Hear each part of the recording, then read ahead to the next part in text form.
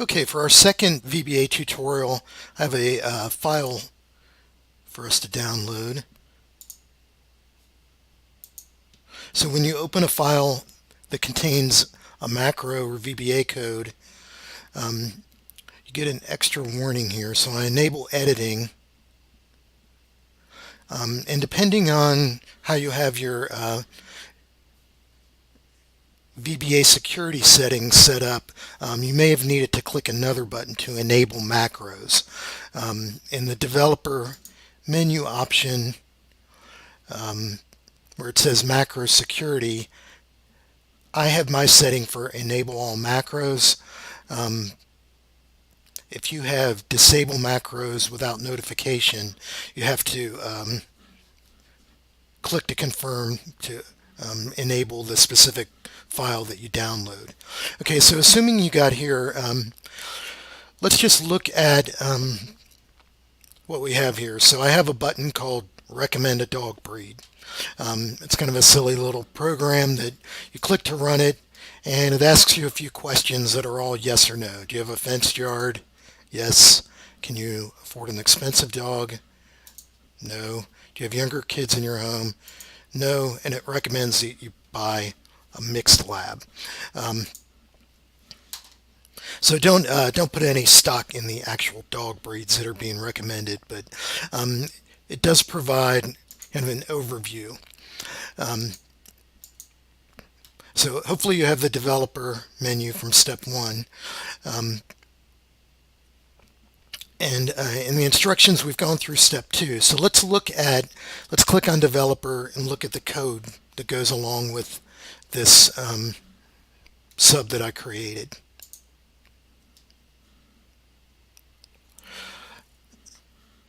So the sub is named dog recommend.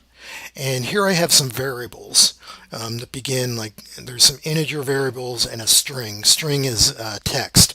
We'll get into these in each of these parts individually in later tutorials, but I thought it might be useful to see a completed program and the different parts of it before we go into individual things.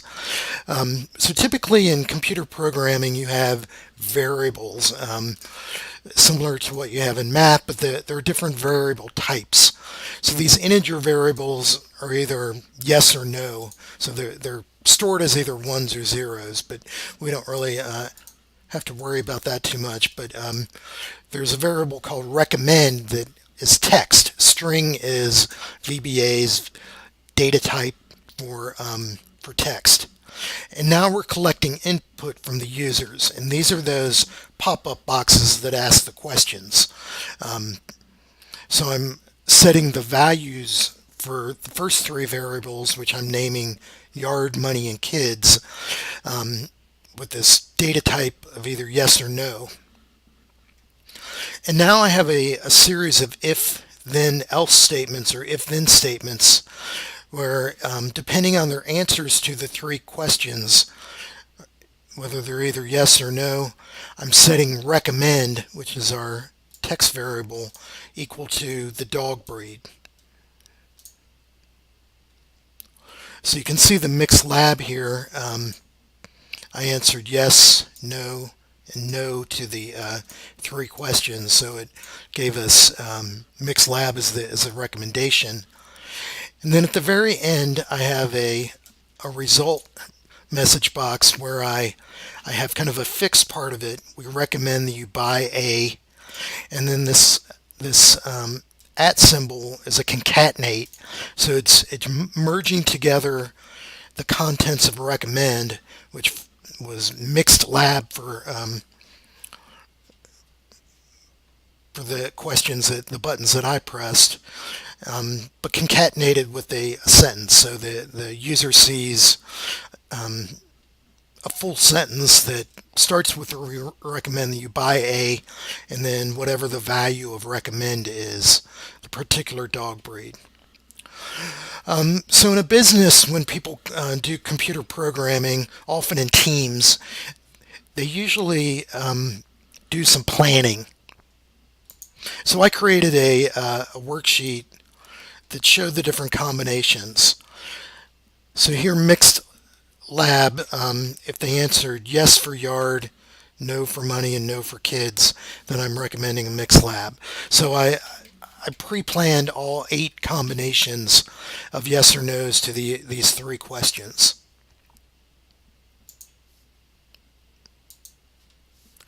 So back to the instructions. Let's modify this code.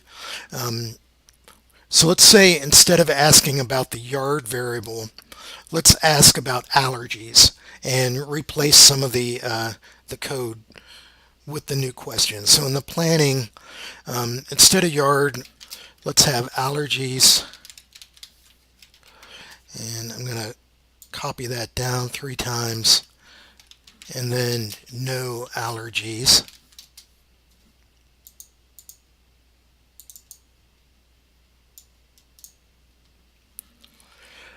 And let's suppose that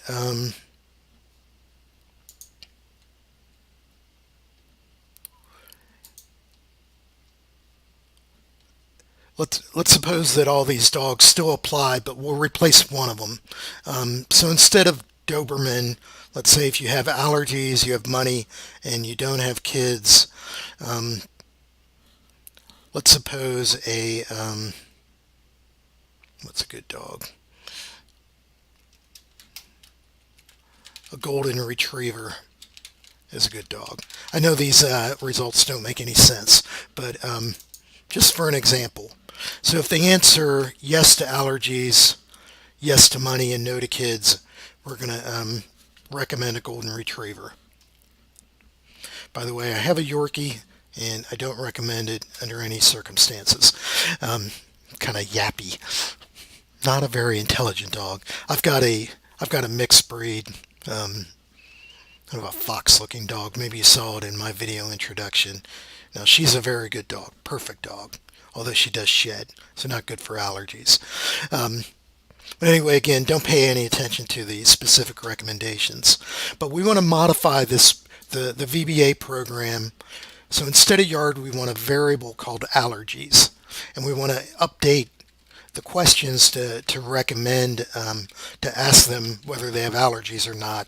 And then we're going to change one of the recommendations to golden retriever for the second option. So let's get back into our VBA code. And up here, I'm not going to have a variable called yard anymore. I'm going to change that to allergies. And then I'm going to set the value for allergies equal to a question.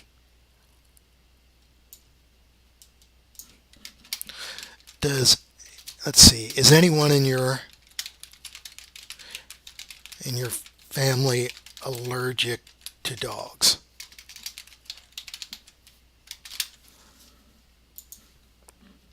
And now each place in these if statements where it says yard, I'm going to replace yard with allergies. So I'm going to do an edit replace here. So I'm going to replace yard with allergies and replace all, and it made 8 replacements. You have to be careful doing that so you don't accidentally replace more than you plan to, but in this case I believe it worked out fine. And then for this Doberman, for the second option, so if they answer yes, yes, and no, rather than Doberman, I'm going to replace the result for recommend with golden retriever. And everything else should be the same. We still have a result that concatenates the variable for recommend with we recommend that you buy A. So now we defined allergies as a variable. We collected the input from the user.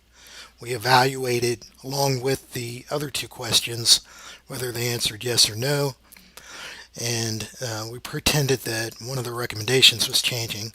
So let's go back to our run program and make sure that it updated. So I'm clicking on our form button, And now I get the new question. Is anyone in your family allergic to dogs? I'm going to answer yes. Can you afford an expensive dog? Yes. Are the younger kids? No. And there's the golden retriever option. Um, you may want to run it a few times with different combinations to make sure it's working the way it's supposed to. But presuming everything is working as planned, um, I'm going to save my updated file.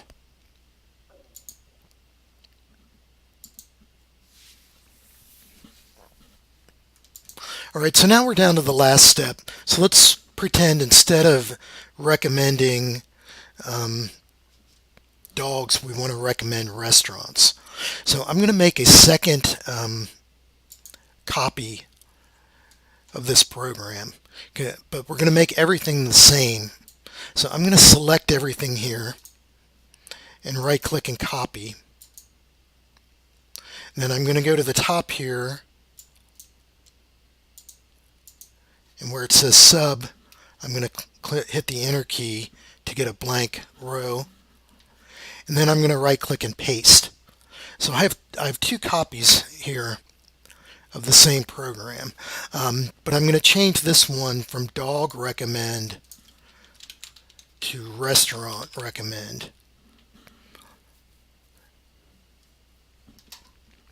And now instead of these three questions, I'm going to change allergies to fast food.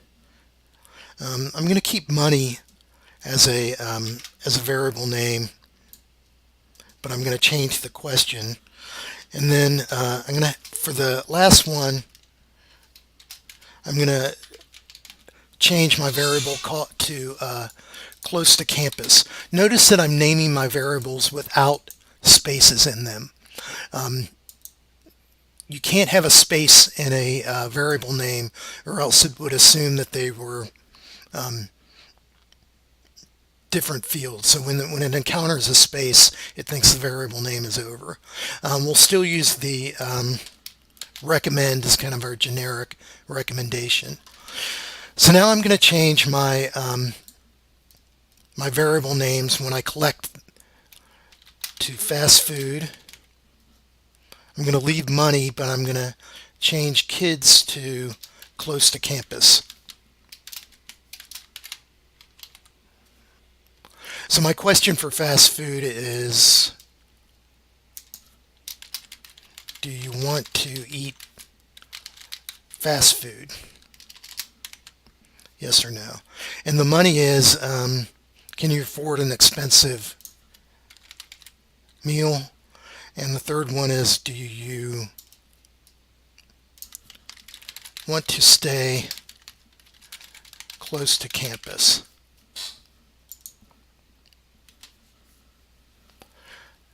Okay, so now I'm going to do some edit replace.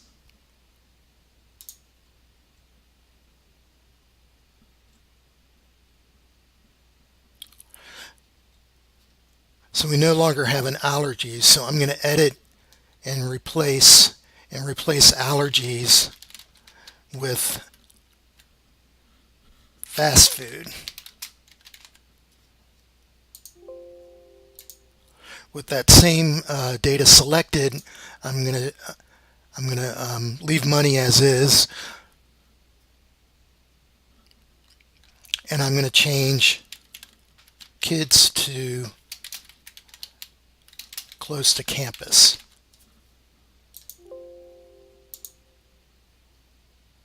And now I need to change my recommendations.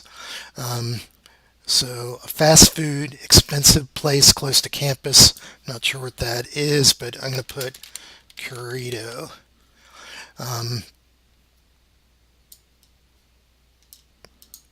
Fast food, expensive, away from campus. I'm going to change that to, kind of bit off more than I can chew here, but I'm just going to put Jimmy John's.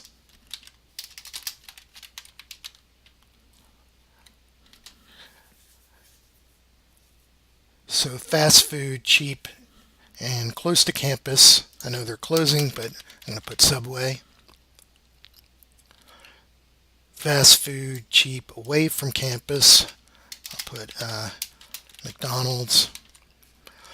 Not fast food, expensive, and close to campus. I'll put Betas.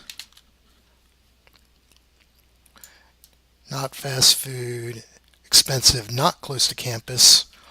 We'll put Morton's. Steakhouse. Not fast food, cheap, and close to campus.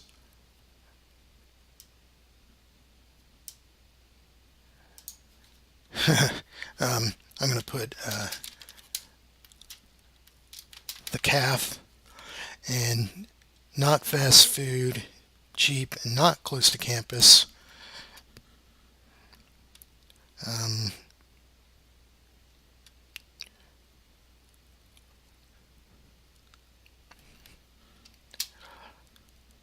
I'll put, what's one of this sushi? Ichiban. And I don't know if these are any good, but again, ignore the recommendations, but note that we're practicing how to update our code. So now in the message box, the phrase says we recommend that you buy a, which doesn't make sense anymore.